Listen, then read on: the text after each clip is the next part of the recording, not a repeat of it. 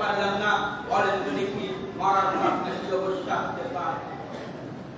মহান আল্লাহ তাআলা বলেন, কুল্লু নাফসিন যায়িকাতুল মাউত, প্রত্যেকটা জীবিত প্রাণীর মৃত্যু স্বাদ আহরণ হবে, প্রত্যেকটা জীবিত প্রাণী মৃত্যু স্বাদ আহরণ গ্রহণ করবে।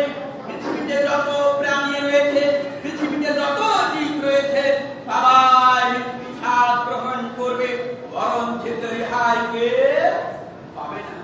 যদি কোনো মানুষ মরণ থেকে রেহাই পেত, মরণ থেকে বেঁচে যেত, তাহলে আমাদের আখিরের নবী মুহাম্মদ সাল্লাল্লাহু আলাইহি ওয়াসাল্লাম তিনিও মরণের হাত থেকে রেহাই পেতেন।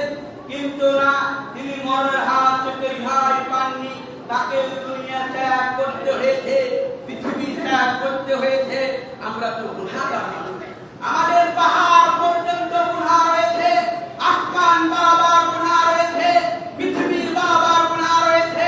এত বড় গুনাহগার হওয়ার পরেও আমরা কিভাবে মৃত্যুর হাত থেকে রেহাই পাই? আমরা কিভাবে মরণের হাত থেকে রেহাই পাই? মহান আল্লাহ তাআলা বলেন, আইনামা তাকুনু ইদরিকুমুল মাউত ওয়ালাউ কুনতুম ফী বুরুজিন মুশতাহিদা। পৃথিবীর মানুষ, তোমরা যেখানেই থাকো না কেন, তোমরা যেখানেই থাকো না কেন, মৃত্যু তোমাদেরকে ধরবে।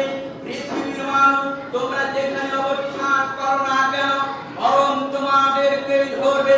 যদিও তোমরা এমন মজবুত প্রজাত অবস্থান করো না কেন, তবুও তোমাদেরকে মৃত্যু স্বাদ গ্রহণ করবে, মরণ তোমাদেরকে ধরবেই ধরবে।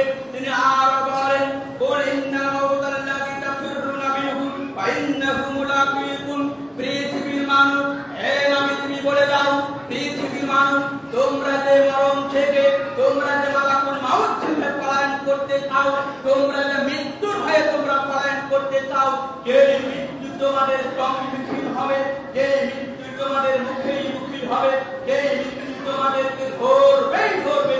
মরণের হাত থেকে বাঁচার কোনো পথ নেই, মরণের হাত থেকে বাঁচার কোনো পথ নেই। তার মানে বোঝা গেল, আপনি মরণের